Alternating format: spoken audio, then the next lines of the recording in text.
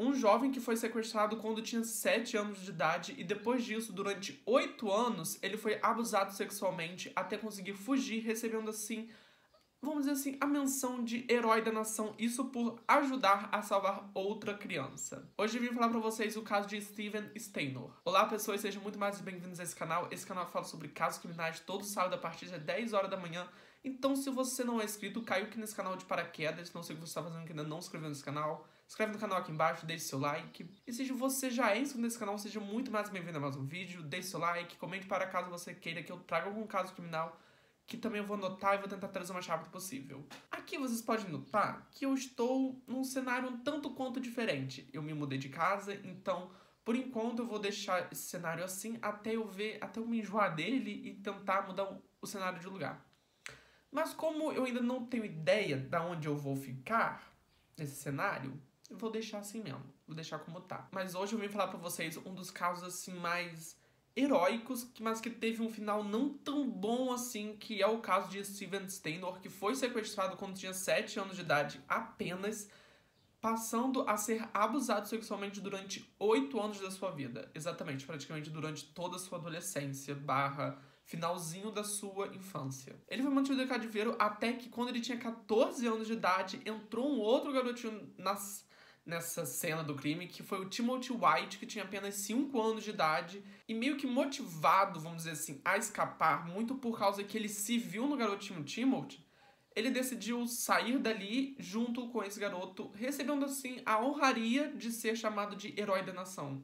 Mas infelizmente, depois que ele saiu, a sua vida não melhorou tanto assim no ponto de vista dele. Mas enfim, chega de enrolação, chega de blá blá blá, sem mais delongas, simbora pro vídeo de hoje. Steven Gregory Steinor nasceu no dia 18 de abril de 1965 em Merced, na Califórnia. Ele tinha outras 3 irmãs e também era com um meio-irmão, isso tudo vivendo na casa de Delbert e Kay Steinor. Sua infância foi relativamente normal, já que foram apenas 7 anos que ele viveu com sua família, mas a sua família era dada como a típica família norte-americana, ou seja, era tudo muito bonitinho, eles viviam bem, tinha uma casa boa, ele ia e vinha da sua escola, brincava com seus irmãos à tarde, ou seja, era uma casa bem de boa de se morar. E como ele apenas viveu 7 anos da sua vida em liberdade, não tem tanta coisa assim sobre a vida dele, mas o sequestrador dele, que é o Kenneth Eugene Pernell, que nasceu no dia 26 de setembro de 1931 em Armilho, no Texas, e era filho de Cecil Frederick e Mary Pernell, ele já não teve, assim, uma infância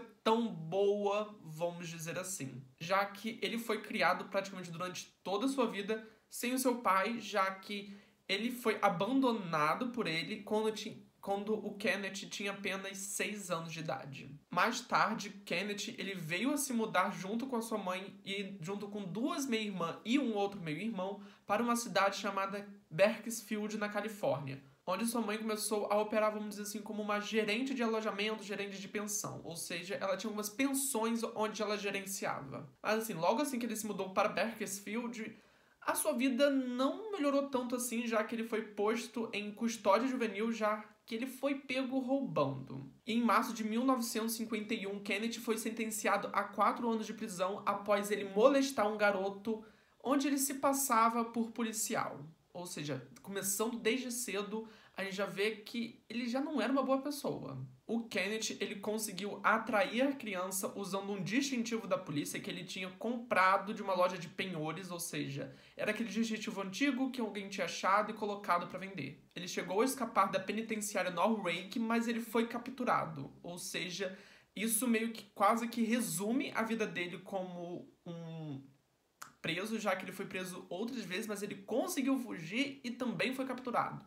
Resume bastante, vamos dizer assim, a vida dele. E em uma entrevista, até que bem recentemente, em 2000, ele veio a comentar esse sequestro de 1951 e ele disse que ele sequestrou essa criança já que ele não estava recebendo tanta atenção da sua esposa que estava grávida e por isso ele teve que sequestrar essa criança para poder suprir as suas necessidades. Ele alegou ser casado 3 vezes, porém apenas um registro do seu casamento foi achado, que foi com essa jovem de 1951, que na verdade eles se casaram em 1949 com Patsy Jo Dorton, de apenas 15 anos de idade. Tendo uma filha em 1951, justamente na época em que o Kenneth sequestrou essa criança, mas eles vieram a se separar em 1957. E segundo ele próprio, mais tarde ele se casou novamente, onde ele teve uma segunda filha. Mas não há registros desse outro casamento. Nessa mesma entrevista do ano de 2000, ele negou ter sido abusado sexualmente por qualquer outra pessoa, mas no livro de Mike Ackles, I Know My First Name is Steven, conta-se que ele foi abusado, que o Kenneth foi abusado por uma das pessoas que estava alugando a pensão de sua mãe.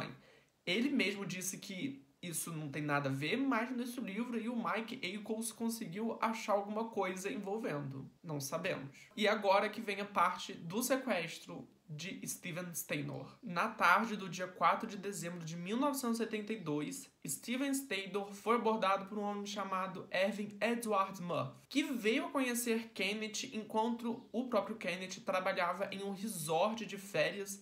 E lá eles começaram a bater o papo, esse Edward e Kenneth, e foi então que ele decidiu falar, olha, eu tenho um plano de sequestrar uma criança, tipo assim, me ajuda aí.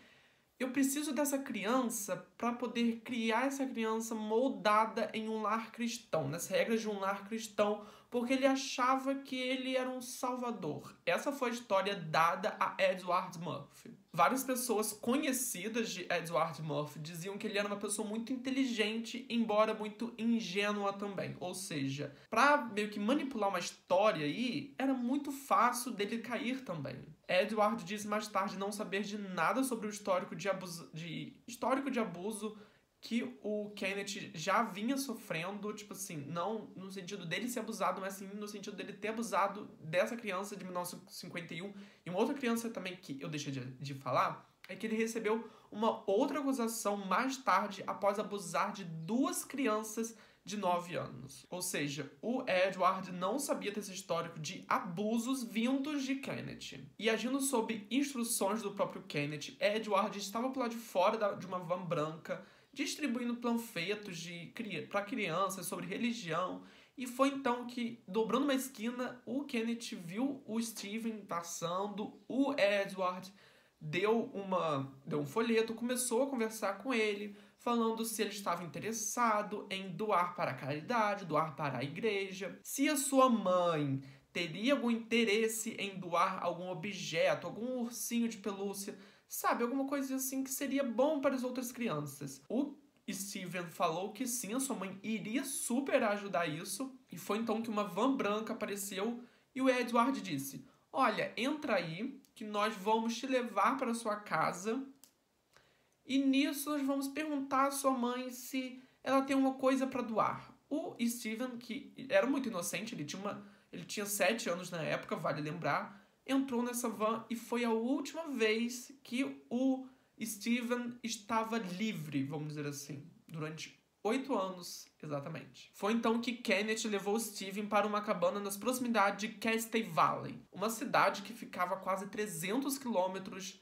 de distância da cidade onde o Steven morava, mas coincidentemente ou não, vamos dizer assim, essa casa onde o Kenneth levou o Steven ficava apenas algumas centenas de metros do avô materno de Steven. Vale lembrar que a cidade de Catharines Valley é uma cidade muito isolada que fica na zona rural dos Estados Unidos. E se você acha que a zona rural do Brasil ela é isolada, é porque vocês não viram a zona rural que tem nos Estados Unidos. São casas assim, uma longe da outra, naqueles planaltos, naquelas, sabe, naquelas planícies, uma longinha da outra.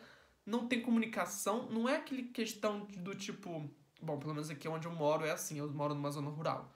Não é aquela questão de todo vizinho conhece todo vizinho. Nessa cidade, não. Nessa cidade, ninguém conhecia praticamente ninguém. Era aquela cidade bem longínqua uma da outra, vamos dizer assim. E uma vez nessa cabana, ele foi submetido à primeira noite de tortura, não só abuso, ele não foi abusado nessa primeira semana, mas ele foi molestado. Ele também sofreu uma questão de abuso psicológico, já que o próprio Kennedy começou a afirmar que devido a sua mãe e seu pai terem tantos filhos assim, eles não poderiam criar, então decidiram dar ao Steven, que era o filho mais novo, para o Kennedy cuidar. A princípio, o Steven ficou meio desconfiado, mas conforme ele dizia isso, conforme o Kennedy dizia isso, ele começou a acreditar. Lembrando, ele tinha apenas 7 anos de idade. Fora também que ele deveria se tratar com um novo nome. Ele não iria mais se chamar Steven Gregory Steinor, mas agora sim Dennis Gregory Parnell. E se isso tudo não fosse o suficiente para acabar com o psicológico da criança, nos próximos 8 anos, ele sofreu e muito na mão do Kennedy. Durante todo esse tempo de cativeiro, Steven Steinor teve que se retratar com o Kennedy, chamando ele de pai, exatamente. O sequestrador / abusador dele, ele deveria chamar de pai. Steven Steinor, pra piorar tudo, ele era espancado e abusado sexualmente quase que diariamente, diversas vezes por dia. Era muito difícil um dia que o Kennedy não fosse até onde Steven estava e começasse a abusar dele ou batesse nele. Fora também que nesse novo lugar, nessa nova casa que tinha algumas regras novas, isso vai mudar um pouquinho pra frente, o entendimento do Steven do que é o certo e errado, mas pra frente isso vai repercutir na história dele, mas o Kennedy começou a dar bebidas alcoólicas, a dar drogas para o Steven, e o Steven começou a achar aquilo normal, porque ele estava sendo criado daquela maneira. Fora também que episódios onde o Kennedy levava o Steven até quartos de motéis para poder fazer sexo com outras prostitutas, muitas vezes o Kennedy convidava Steven a ir até a cama. Muitas vezes ele observava, mas muitas vezes ele era convidado a ir até lá. E nisso ele também era, vamos dizer assim, abusado sexualmente, não só por Kennedy, mas também pelas outras pessoas que estavam ali envolvidas. Mais tarde, o Kennedy deu um Manchester Terrier, que é um cachorro que eu acho muito bonito, mas o Kennedy recebeu esse cachorro da mãe dele, que não sabia da existência de Steven na casa junto com o Kennedy. Deu esse cachorro para o Kennedy, e o Kennedy deu esse cachorro para o Steven. E agora vai entrar uma outra pessoa nessa história toda, que é a Bárbara Matias. A Bárbara Matias era uma amiga / amante de Kennedy, que muitas vezes visitava ele na sua casa, e ela era convidada a poder abusar do Steven. E ela aceitava isso, ou seja, isso passou a ser rotineiro quando o Steven ainda tinha 9 anos de idade. Ele lembra que foi abusado sexualmente aos 9 anos de idade por essa Bárbara e Kennedy em 9 ocasiões diferentes, enquanto ele tinha apenas 9 anos. E o Kennedy, vamos dizer assim, ele era uma pessoa inteligente. Ele sabia usar algumas pessoas ao seu interesse. E foi então que em 1975, Kennedy e Bárbara tentaram atrair um outro menino que estava na Santa Rosa Boys Club com Steven. A tentativa felizmente deu errado, e Steven disse mais tarde em entrevistas que essa não tinha sido a primeira vez que uma coisa dessa tinha acontecido. Ele sabia o que estava acontecendo, mas ele não conseguia pedir ajuda também, mas ele meio que frustrava essa tentativa de sequestro de propósito. E agora que vem a parte da fuga de Steven Steinor. Uma coisa que vale falar é que Steven Steinor meio que viveu uma vida de nômade com o Kennedy, já que o Kennedy ele trocava de trabalho regularmente, o seu trabalho exigia isso também. Ele era matriculado em várias escolas e ele não conseguia falar isso com ninguém, não conseguia abrir o jogo, falar que ele estava sendo abusado sexualmente por alguém, mas, assim, eu entendo o lado psicológico dele, já que imagina você sofrer um abuso tão pesado que ter que, sabe, você não conseguir falar sobre isso com ninguém. Isso também vai repercutir posteriormente com esse estado dele não conseguir falar sobre o seu abuso com ninguém. É muito difícil, era muito difícil ele falar sobre isso. Ele disse que em várias dessas escolas, em várias ocasiões, ele teve a oportunidade de falar que estava sendo abusado por alguém, de falar que ele tinha sido sequestrado, mas ele nunca disse nada, porque ele sofria uma pressão psicológica enorme. E isso é comum, isso tem que ser entendido. Mas a partir do momento que o Steven Steinor ele ganhou, vamos dizer assim, idade suficiente para poder contestar o seu estado atual, aonde ele estava, e também poder revirar algumas notícias de jornais e, enfim, pesquisas da época que ele estava sequestrado, era muito tarde, já que o caso ele havia sido esfriado, ele tinha sido dado como morto, ou seja, isso ajudou ainda mais ao Steven Steinor acreditar na versão de Kennedy, na versão de que seus pais tinham dado ele para o seu sequestrador. Mas conforme o Steven Steinor começou a crescer, o desejo sexual dele, do Kennedy, começou a diminuir em relação ao Steven. E foi então que ele decidiu que teria que sequestrar outra criança para poder se satisfazer sexualmente. Isso meio que causou um abalo muito psicológico no Steven, já que ele não queria ver outra criança passando pelo que ele estava passando, então ele começou a bolar um plano de fuga para poder, assim, caso isso acontecesse, ele pudesse meio que sair dali, e já estava planejando isso. Fora também que ele, como eu disse, ele começou a fazer com que esses planos de sequestro que o Steven era usado começassem a dar errado. Ou seja, ele estava tentando ajudar as outras pessoas e conseguiu, com certeza, ajudar outras tantas crianças que poderiam ter sido sequestradas por Kennedy. Mas o Kennedy, como eu já disse anteriormente, ele era uma pessoa inteligente. Ele usava outras pessoas para poder sequestrar essas crianças. Ele tentou usar a Bárbara, não deu certo. Usou o Edward Murphy para sequestrar o Steven. E foi então que ele decidiu usar uma outra pessoa para poder sequestrar o Timothy White. Um menino chamado Sean Portman, que era meio que um colega de classe, um colega de escola de Steven Steinor, foi chamado por Kennedy, onde ele ofereceu drogas e bebidas alcoólicas. O Sean Portman estava muito relutante em participar disso, mas logo ele aceitou porque, enfim, ele não ganharia nada, também não perderia nada, vamos dizer assim. Foi então que no dia 14 de fevereiro de 1980, Timothy White, de apenas 5 anos de idade, que morava em Ukiah, foi sequestrado por Sean Portman. Ao ver aquilo, ao ver aquela nova criança entrando na sua vida, o Steven meio que ficou muito abalado com aquilo e decidiu que queria fugir de vez. E levaria consigo o Timothy White. Foi então que no dia 1º de março de 1980, aproveitando uma brecha, já que, como eu disse, o Kennedy trabalhava em muitos lugares, ele aproveitou uma brecha durante a noite, onde o Kennedy estava trabalhando em um bar noturno, e aproveitou para pegar o Timothy White e sair da casa. Eles conseguiram uma carona até Ukiah na tentativa de devolver o garoto para sua família.